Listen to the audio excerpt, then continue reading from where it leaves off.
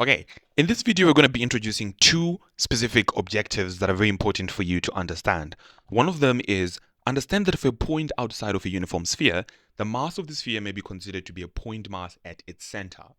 Another point is we're going to introduce Newton's law of gravitation. F is equals to gm1 m2 over r squared.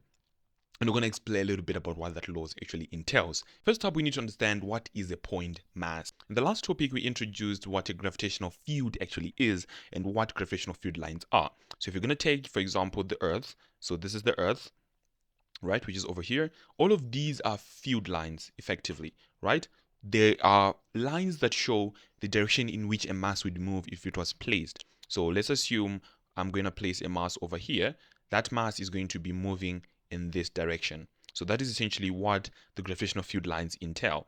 So like I'm saying, they will appear to be flowing from the center of the sphere. So you can see that they're flowing sort of from the center of this sphere. If you're going to sort of elongate them, they will just be doing this and sort of arriving at the center, right?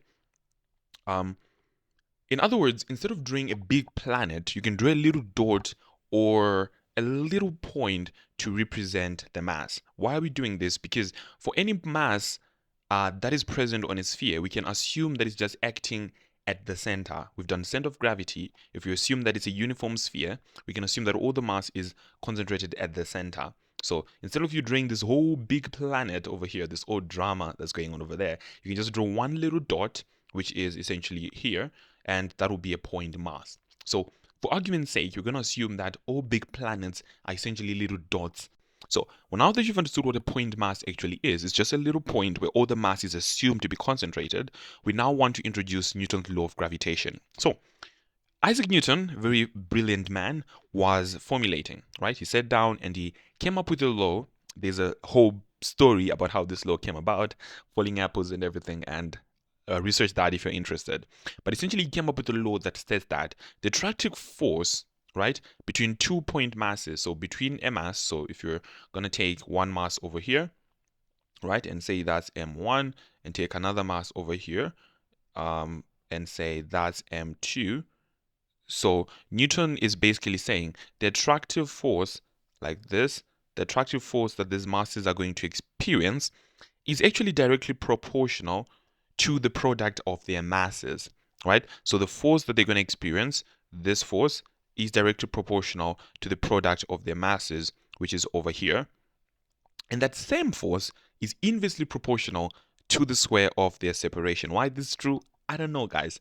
I just tell you the facts, right? There's a lot of thinking that Newton had to go through to come up with this fact. Now you can combine these two to get one equation, which is this equation actually.